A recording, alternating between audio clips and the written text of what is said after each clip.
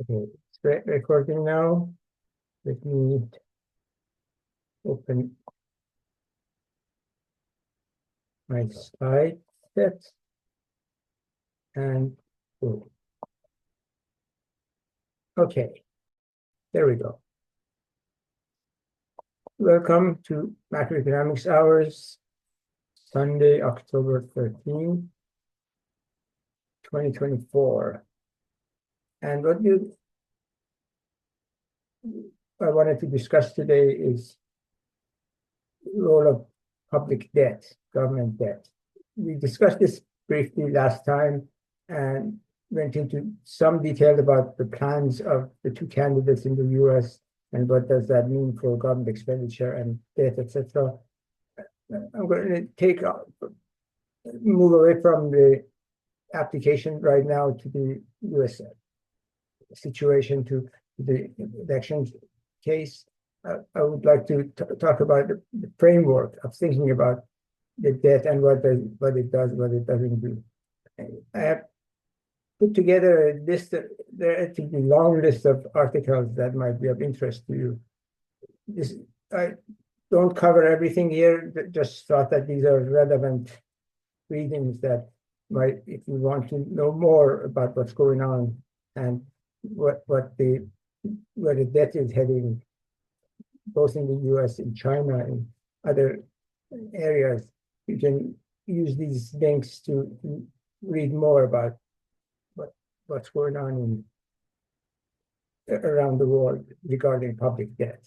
So let me start by looking at what public debt does and what are the benefits and costs. By the way, if you have any questions, please just say something, and don't worry, we're a small group today, and therefore let's keep it like a conversation going on.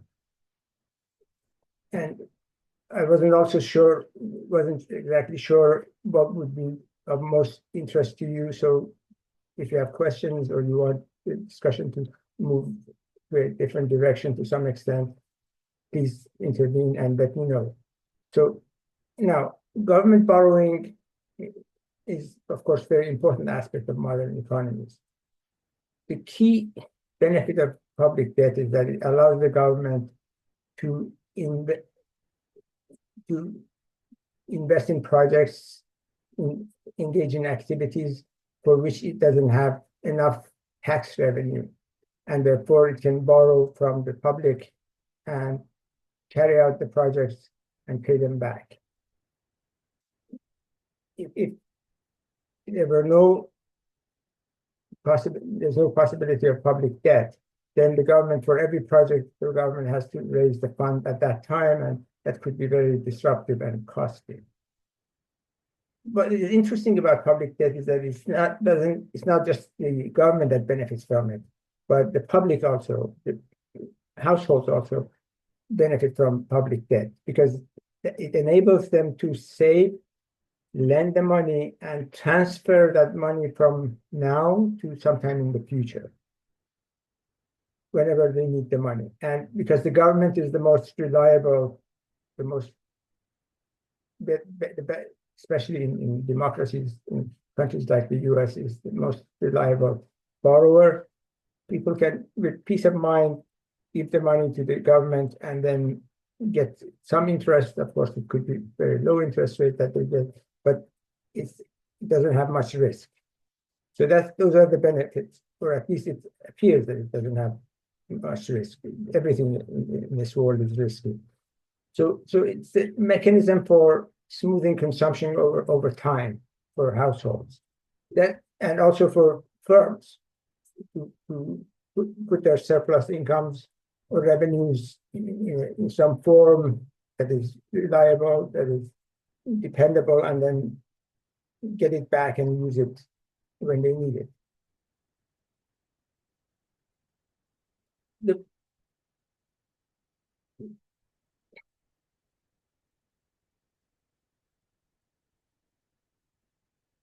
At the same time, there are some negatives that the public debt has. It allows the the government to borrow, of course, and carry out these projects. But the problem that emerges is that the politicians who are running the government may try to borrow and then spend it on their own projects. And if they haven't, the projects that they're interested in, and if they have not made appropriate provisions for paying back the debt, raising enough revenues to pay the debt, that could put the government in a bad situation. And also the households that have lent the money to the government may not be able to see their incomes survive the chaos that the government might have caused. So in many countries, there's a huge problem with public debt because politicians, people powerful in the country, borrow in the name of the country and then fill up their own pockets or their friends' pockets or embezzle the money in various ways. And then the country is left with a huge debt. Usually in developing countries, it's a debt to international banks and financial institutions in developed countries. So the public may actually be losing as a result of such borrowing. This is why it's very important that we should have mechanisms, institutions, global institutions, and within the countries to have mechanisms to ensure that the money that is borrowed by the government is properly spent. There's an article in The Economist this week, which I have included in the list of articles that I showed you, that talks about poor countries borrowing and not being able to pay back. And most of the money has gone to waste or has been embezzled.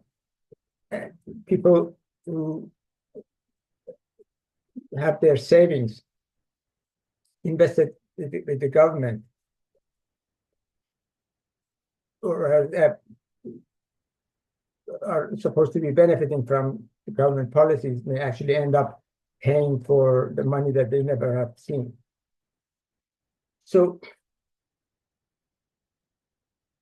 the government debt has also been blamed for shifting the burden of government activities, the cost of government activities, investment projects to future generations. This may look unfair because the current generation may be benefiting from something that the next generation will be paying for. But one has to keep in mind that future generations usually benefits from the results of economic activity and investment in current periods. Any innovation that is carried out now, the benefits can come to the future generations. So it's not that unfair for the government to borrow, invest in infrastructure projects, in projects that are not the projects that the private sector would not be interested in doing by itself. It's not beneficial for private sector to engage in, but it's good for the economy as a whole, have some public good aspect to it.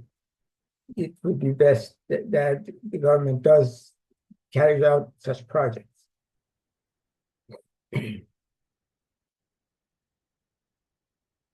Of course, if the funds that are borrowed now are wasted or the resources that a country has, natural resources, are exhausted, then the future generation is going to be hurt by the overuse of resources now, by excessive borrowing right now. So that's the good, bad, and the ugly side of the public debt. In order to think about what determines public debt, how it changes over time, and what considerations should we keep in mind, what might happen to public debt, I'm going to develop a very simple, relatively simple framework, and then use it for analyzing the issues that we have at hand. To start the framework, let's think about the case of no borrowing. Governments have expenditures and revenues, and the deficit is the difference between expenditures and revenues, right? If its expenditures exceed revenues, then we have a deficit. Now, the problem the government faces is that there are random events or forces that change expenditures and revenues. And as a result, expenditures and revenues are not equal to each other typically. So in the absence of borrowing, essentially the deficit has to remain zero. And if it's equal to zero, that means that whatever revenues the government has, that's what it can spend. So if there's a need to increase expenditure, for example, a hurricane has hit Florida, the government needs to help the population there to go back and rebuild their houses, their buildings, or repair the damages that have occurred. In this situation, the government has to spend more, but should the government immediately tax someone or cut expenditure somewhere else to pay for these projects for recovery costs, or is it better to borrow now and not immediately try to raise revenues or cut expenditures here and there? Not being able to borrow could actually create a lot of costs for the economy. This could be disruptive to the operation of firms, to household incomes, etc. So if the government has access to borrowing, that's the best way to proceed rather than trying to keep the budget balanced. Keeping the budget balanced could be very costly for a society. Now, if revenues fall, for example, for some reason, some taxes don't get realized, the government, again, may be short of funds. And again, if there's no borrowing possibility, it has to cut expenditure or raise taxes somewhere else, and that could be costly to the economy. The opposite of this no borrowing case is the unlimited access to credit situation. Assume that government faces no limit in its access to credit. There's a interest rate that is determined globally, I call it I star, which is risk-free. So the government can actually, suppose the government can borrow at that rate and or lend at that rate. Either way, if it has a surplus, it can lend. If it has a deficit, it can borrow. So I star, the interest rate on international markets, is going to be the opportunity cost of credit for the government. In this situation, the optimal policy is this. If there's a shock to expenditures, let's say, expenditures need to go up. What the government should do is to borrow for that increase in expenditures and plan to pay it back over time in the future, over a long period of time, so that it doesn't have to raise taxes, it doesn't have to cut other expenditures at the moment it needs some additional funds. If there's a need for some expenditures or revenue, if the need for expenditure decline, meaning that, for example, they have planned to spend a certain amount and then they see they can do it with less money. So there's, or they have set aside some money to deal with some disaster and that disaster doesn't get realized. Now the government has some surplus. If tax revenue goes up because of some progress in, say, for example, some firms prove much more productive and therefore higher incomes are realized and more taxes coming, then the government has more money. It doesn't need to spend it immediately. What it should do is to either pay back the old debt or lend it in credit markets and wait till the need arises to get that money back. So that's the case of unlimited access to credit. What is important is that all other parts of the government budget should be running on a long-term optimal basis, and just because the need for expenditure in one part of the economy goes up or revenues jump up or down, that should not be affecting the projects that the government has, assuming that, of course, the government is using the money properly and these projects are worthwhile long-term. Now, reality is somewhat different. These two cases of no borrowing and unlimited borrowing are extreme. In actuality, governments face borrowing constraints. One obvious limit to how much the government can borrow is the expected present value of budget surpluses in all future years.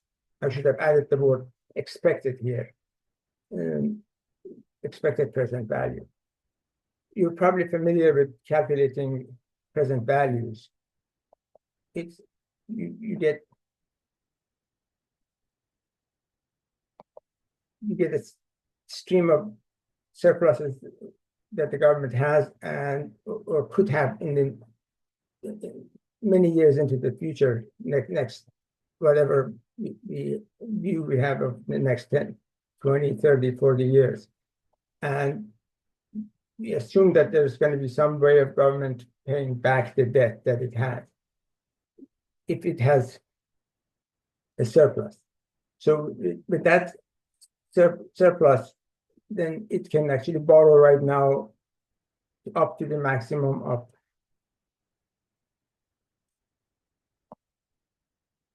the amount, the excess surplus that it can accumulate in the future. So now the total expected budget surpluses in the future is a sort of a first cut at what the limits are. Actually, if the government goes to the credit market and wants to borrow, lenders are going to be concerned about the potential problem that the government may not pay back its debt, even if it has money.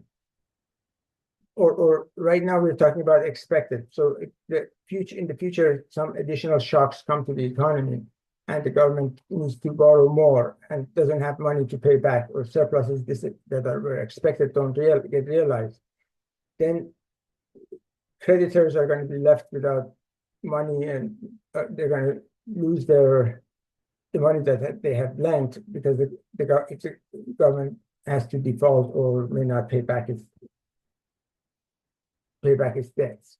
So in that situation, creditors actually take that into account and set a ceiling on how much they're willing to lend, which is less than the present value of budget surpluses in all future years.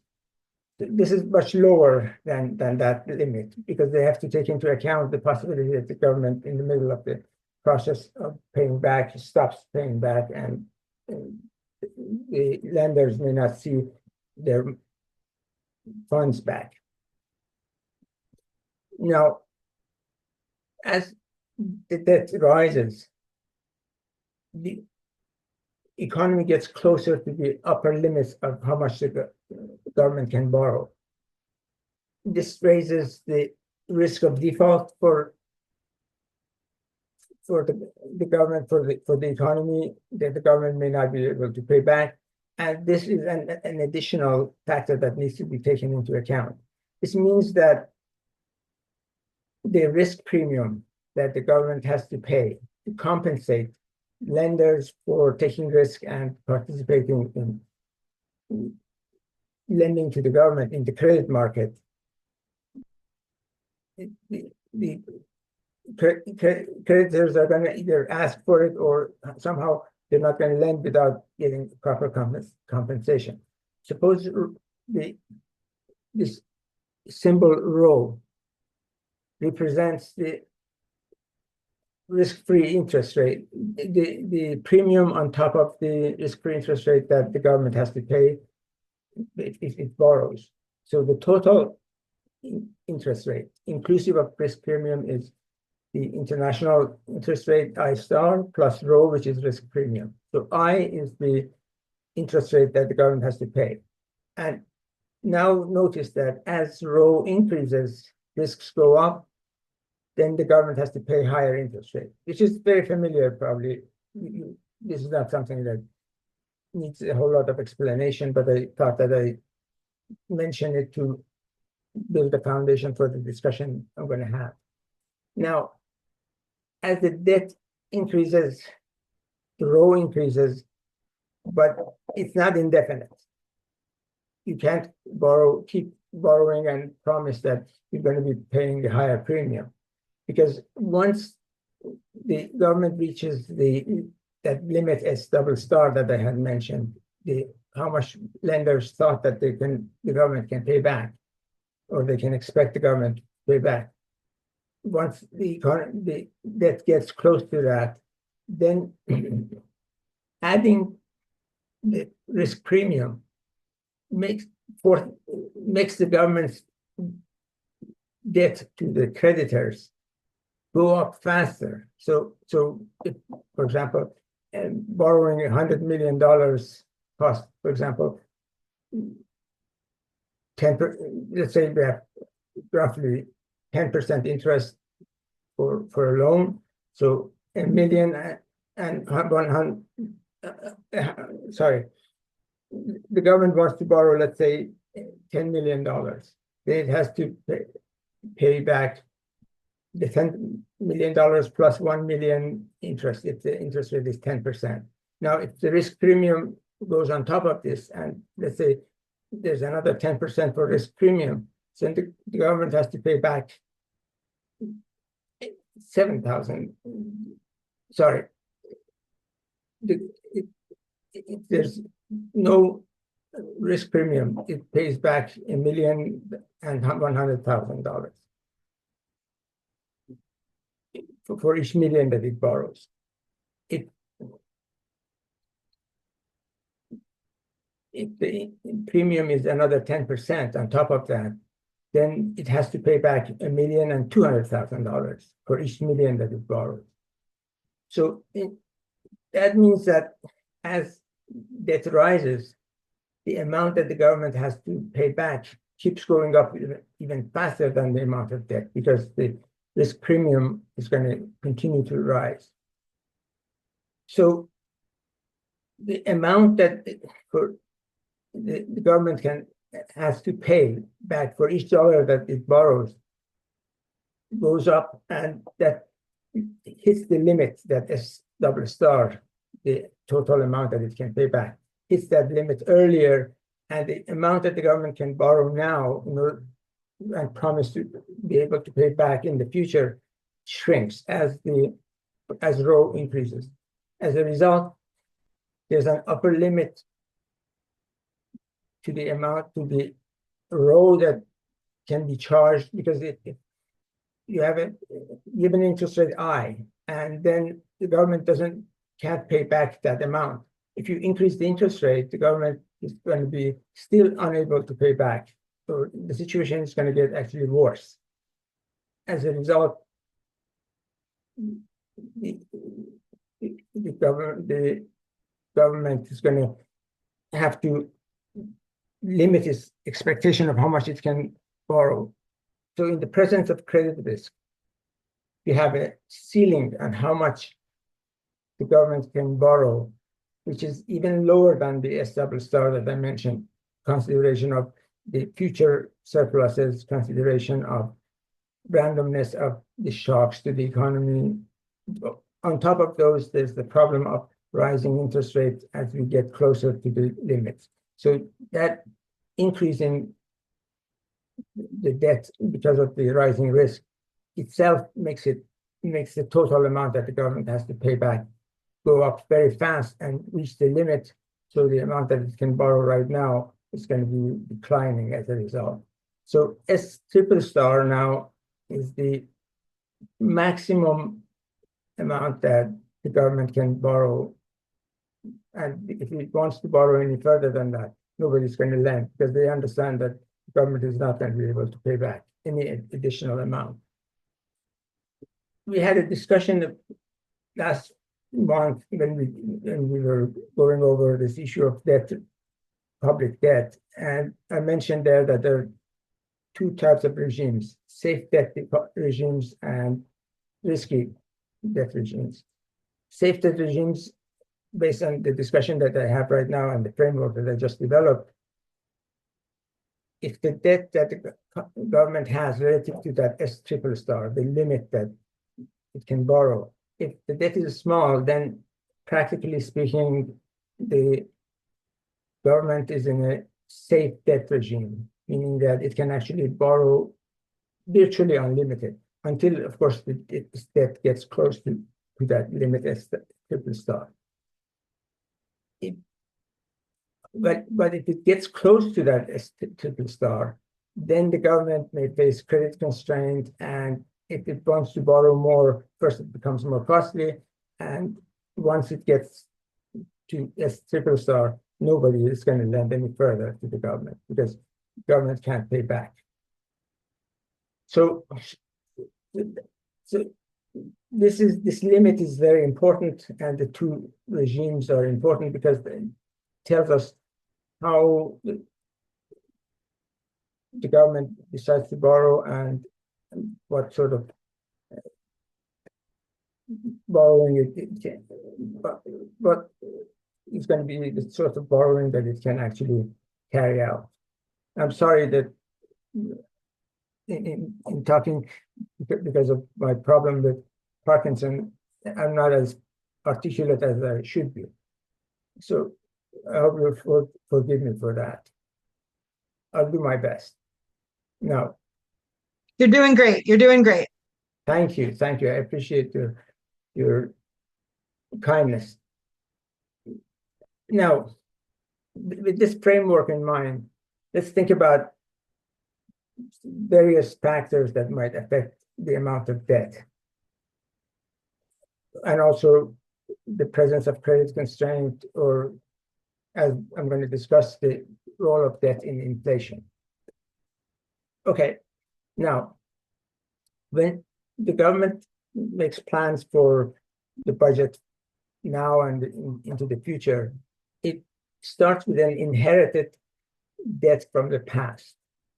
And the higher that debt is, the closer the government is going to be closer to that limit, the S triple star, that is determined based on the considerations of risk and uncertainty and ability to pay back the future surpluses that it might have. So the existing debt going up, that raises the risk premium that the government has to pay, and as a result, the total amount that is amortized is going to go up.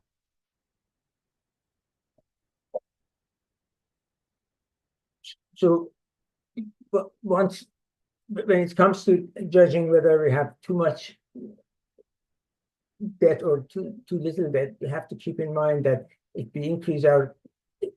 the government increases its debt right now, it may be feasible and creditors may be willing to cover or finance the deficit. But the problem that emerges is that in the future, if we need to suddenly increase expenditure, we may be, because of the past debt, the government may face a constraint.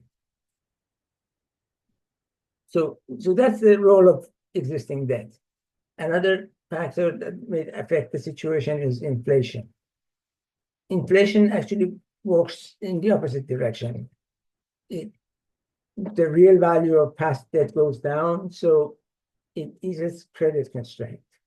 Right now, for example, the debt of the United States government, because of the increase in prices at 20% in the past 4 years, that has reduced the real value of the debt of the government by about 20%. So that's beneficial to borrowers, in this case, the government.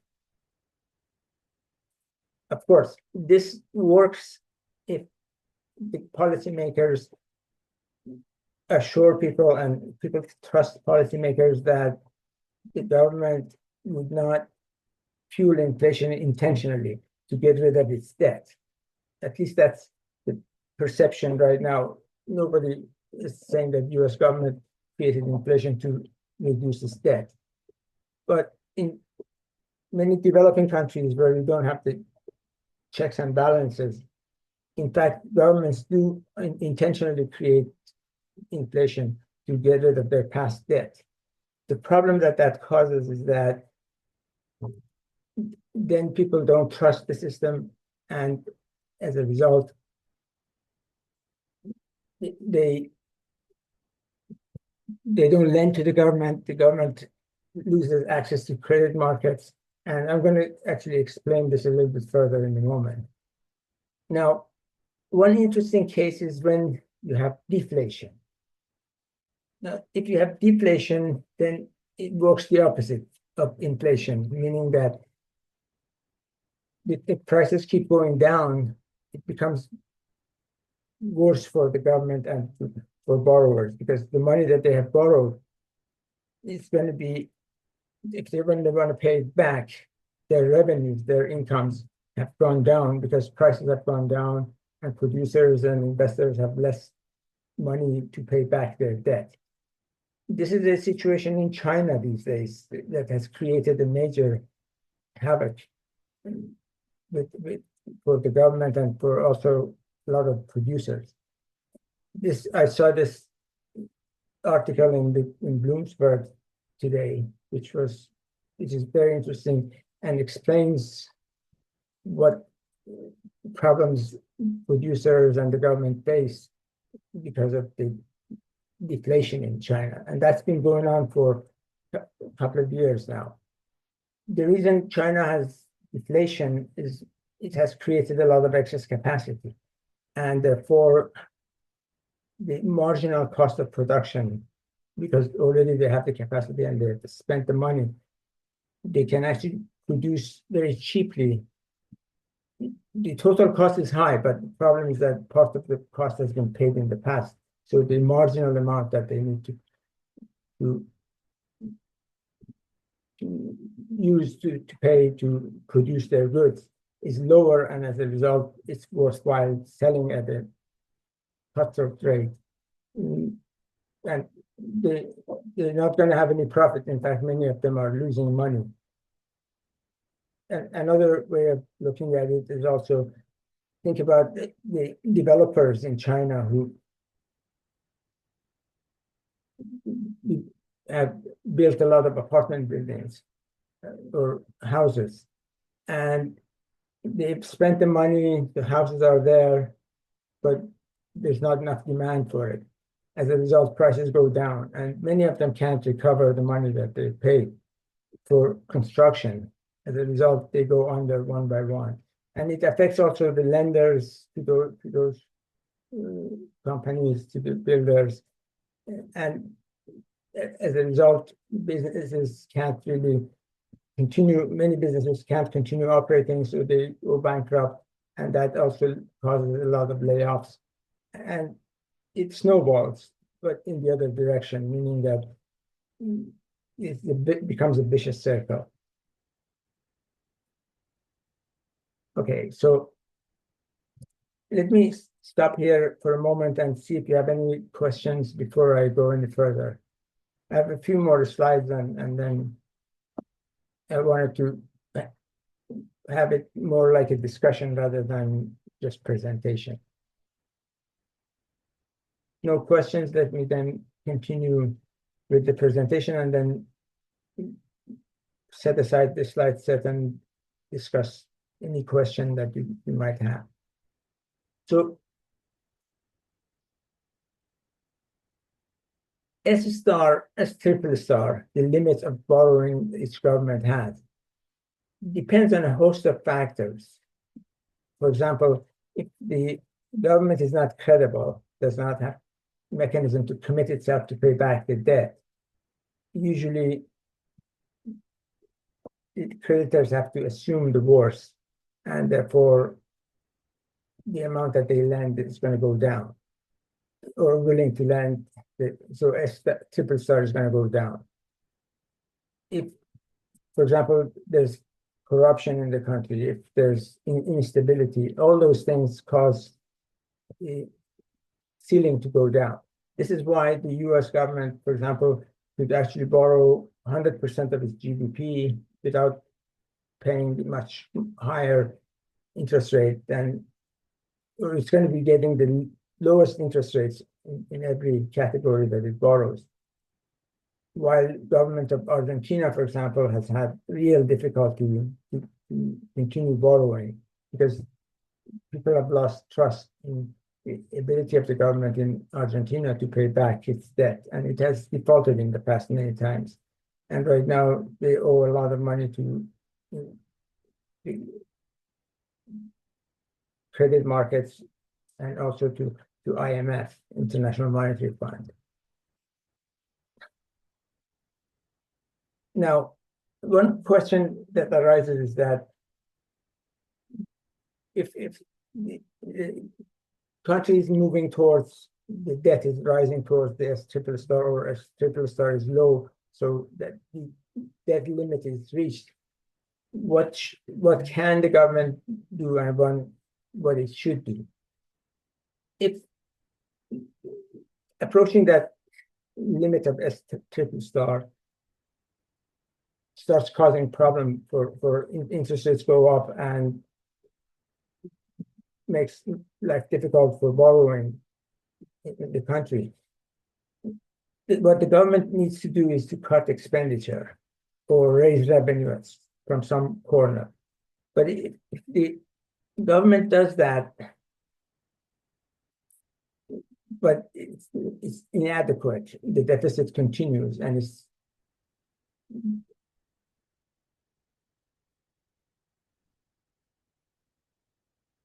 if the government cannot keep the deficit low, then creditors are going to become more pessimistic and ask for higher premiums. As a result, S triple star declines further. People see that the government doesn't have ability to manage its finances and cut expenditure or raise revenues. Now, in this situation, which is the case with many developing countries where trust in the government is very low,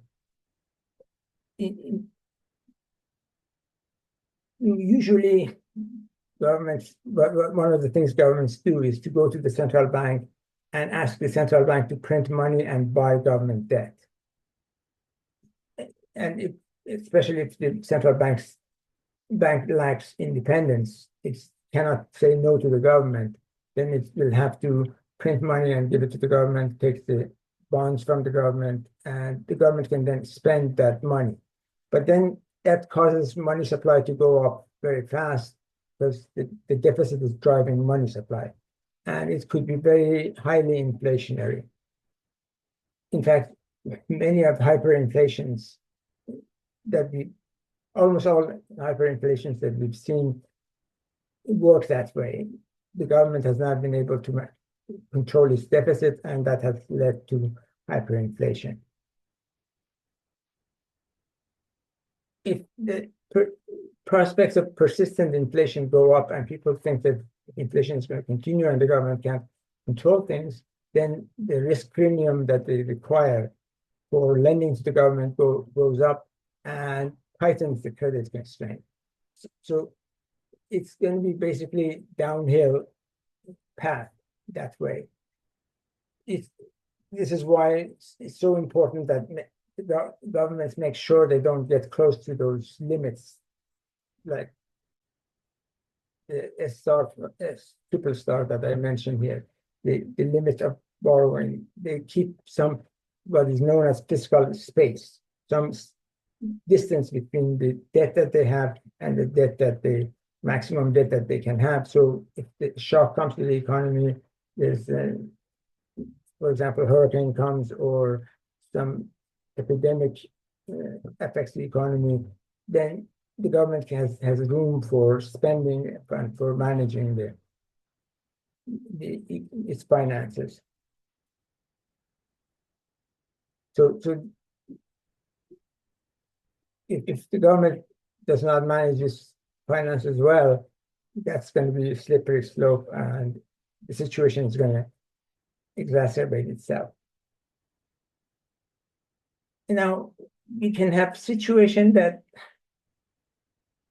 the central government, the government lacks fiscal discipline, so it can't really control its deficit that easily. But the central bank is independent, is not willing to lend, not willing to print money and give it to the government. So what happens is that interest rates are going to go up, and that could be disaster because it could reduce investment.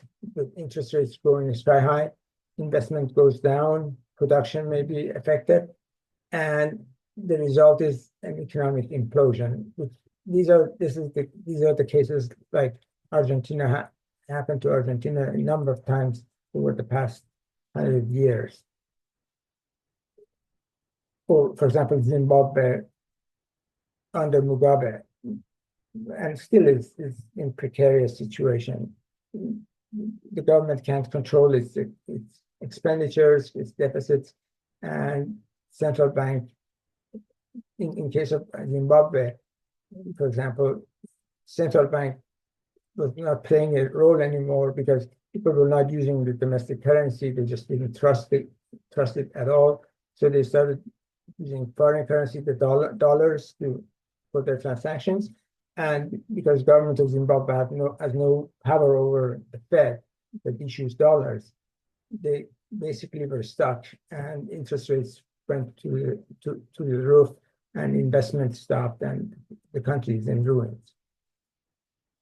Now, that's essentially my presentation, and I would like to hear from you any questions you have or any other issues that are of interest to you.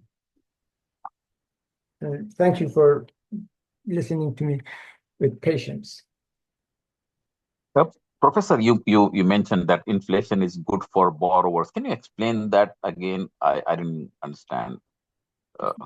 Suppose that we have inflation and you borrow $100,000 from a bank to buy a house.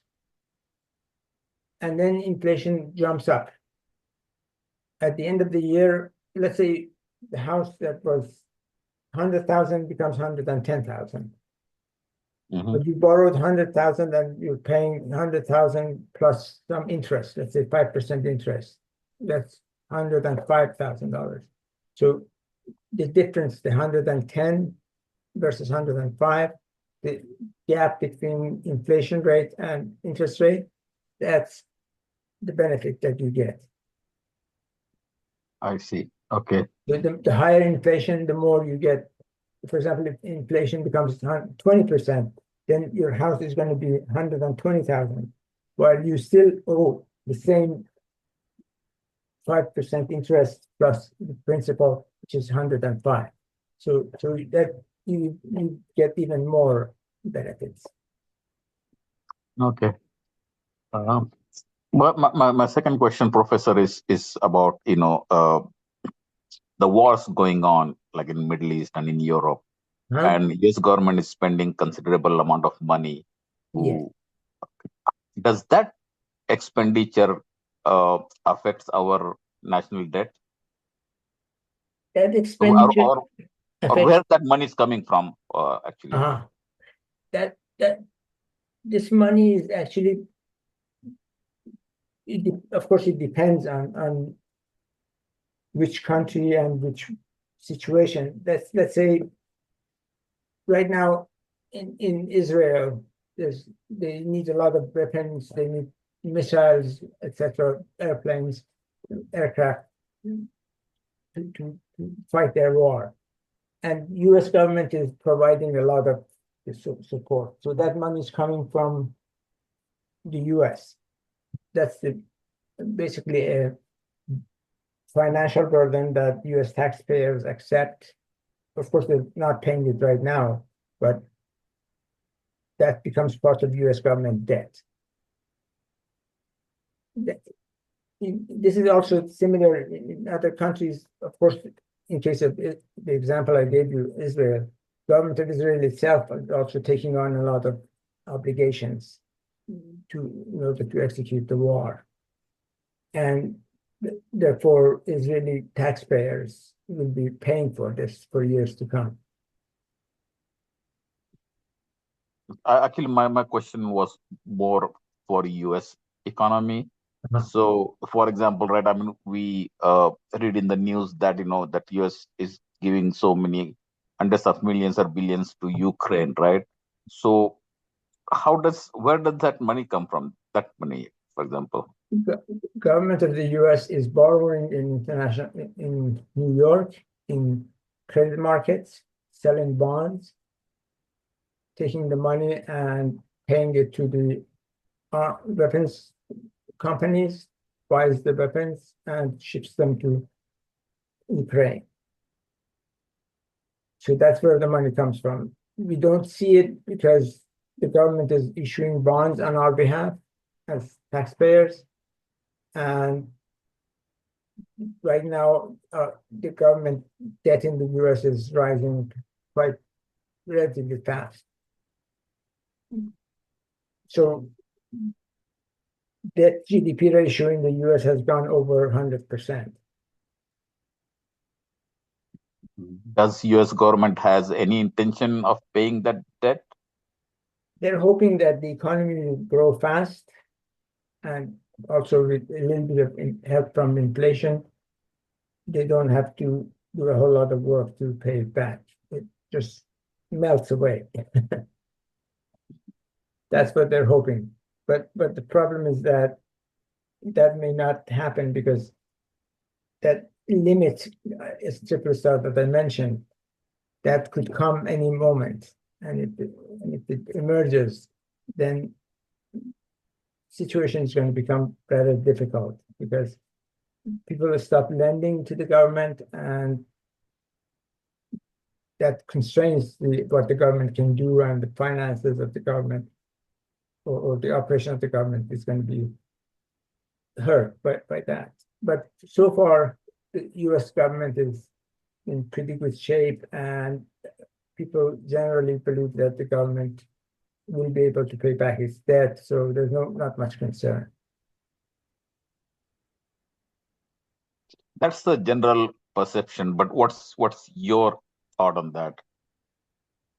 I think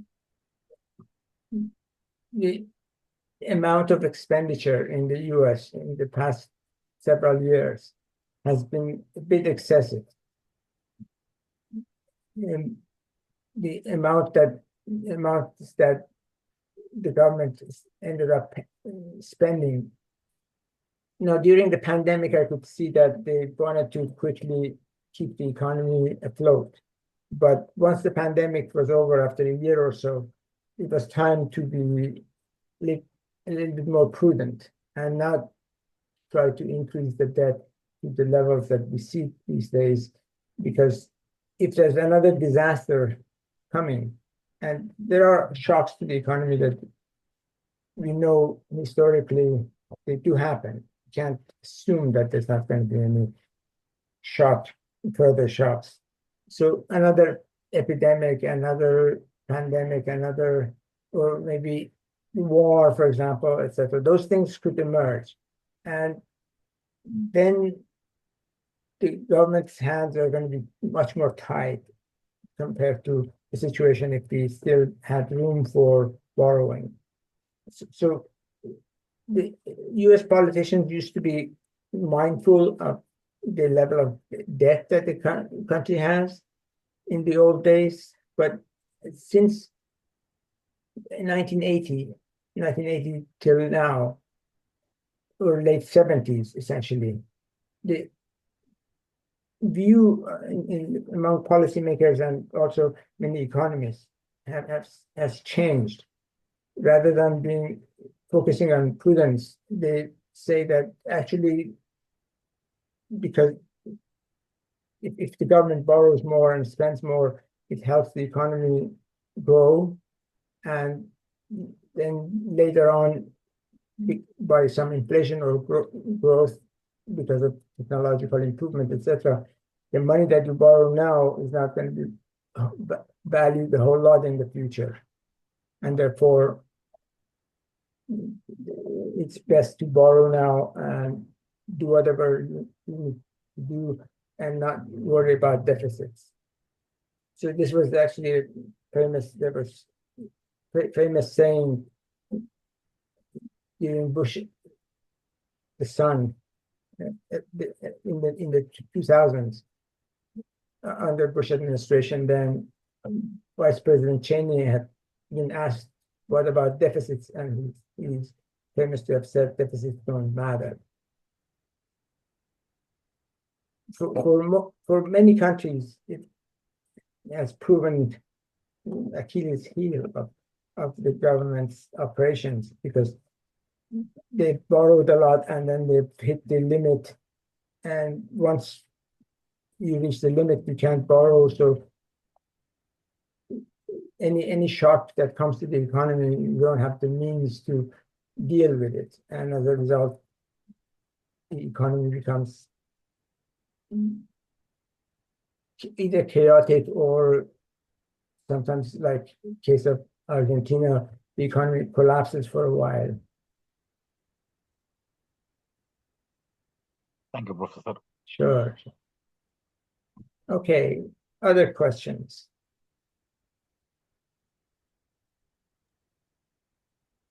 I haven't checked, but how close is the US to its row? Do you know offhand? It's hard to say, because US government, if you the measure that I mentioned, the future surpluses, the present value of the future surpluses, you can think about this as what is the potential amount that the US government might be able to pay, or the surpluses that this could have over many years. And if you believe that the situation that we have now, with the US growing at the rate of 2 to 3% and inflation of 2 to 3% also, there's a lot of room for the debt GDP ratio staying down, because the base goes up, nominal GDP goes up, so the debt could actually continue rising. And one probably, if you even double the amount of borrowing, you're not going to see a whole lot of impact. But the problem is that when a big shock comes, then people might become much more conscious and change their assumptions about where the economy is heading. And if people become pessimistic about the future trend in the economy, then they don't expect the government to have the money to pay back its debt, and either it creates inflation, or people stop lending, and that therefore the economy stagnates. So in that case, they're going to stop lending, and suddenly we're going to see a major drop in production, in investment, in economic activity. So it's difficult to pinpoint exactly, but the concern is that this has to be, the debt has to be such that it doesn't lead to these kinds of speculations that people might have, thinking about what the government might be doing in case of some shock, if the shock is too large, etc., rather than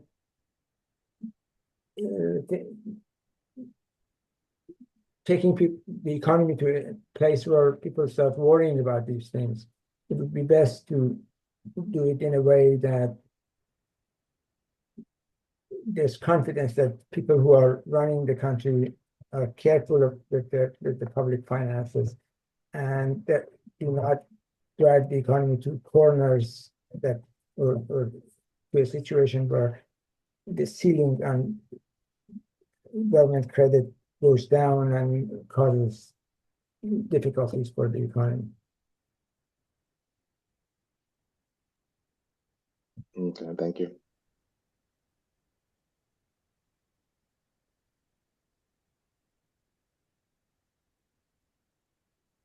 I'll just make a second quick comment. So Sure. Before, when you were saying kind of in the lecture about when there's higher inflation, that kind of eases the constraint. But even though that eases the constraint, that doesn't necessarily, I think you were saying that, but it doesn't necessarily mean that people will let you borrow more because they know that it's a constraint because of inflation. So, or will they still let you borrow just because numerically it makes sense? Yeah. That there was a condition I had with that comment. I mentioned that inflation could temporary inflation, transitory inflation, that is comes unexpected. If people know that inflation is coming, they're just going to ask for higher interest rates. So the nominal interest rate goes up sharply, and that leads to the government obligations to pay back go up, because if interest rates are higher, then the government has to pay back a lot more in the future, and it could actually cause difficulties for the government's ability to borrow. If people, for example, suspect that government intentionally creates inflation to get rid of its past debt, then that's really bad, because they're not going to trust what the government does. And from that point of view, it's going to cause major difficulty, because people don't trust, then they don't lend, and they don't invest, and they don't, production goes down, etc. So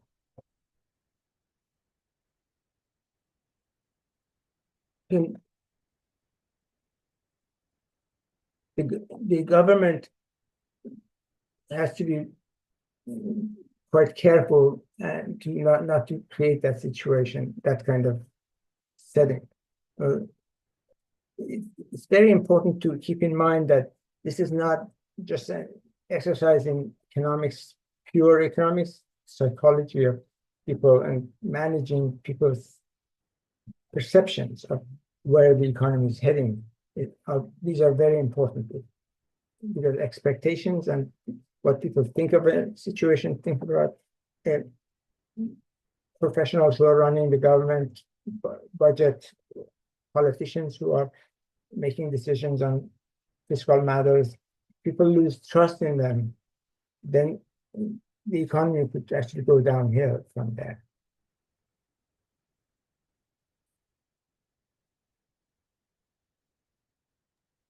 Okay, that makes sense. Thank you. Thank you. And so if you don't have any further questions, let me say goodbye to you, and thank you all for your patience listening to me. It's great to interact with you folks. And if you have questions, ideas that you want us to discuss next month or in the future, please let us know. We do care, and I would like to see interactive discussions more than usually. In my presentations, I end up running into difficulty of speaking because of the disability that struck me. So, but it's always good to see students, especially IMBA students, who really are diverse and with great points of view. So it's always wonderful to listen to you and see you. Thank you, Professor. Sure. Thank you. Thank you. Yep. Have a good weekend. Have a great week. Bye-bye. Bye.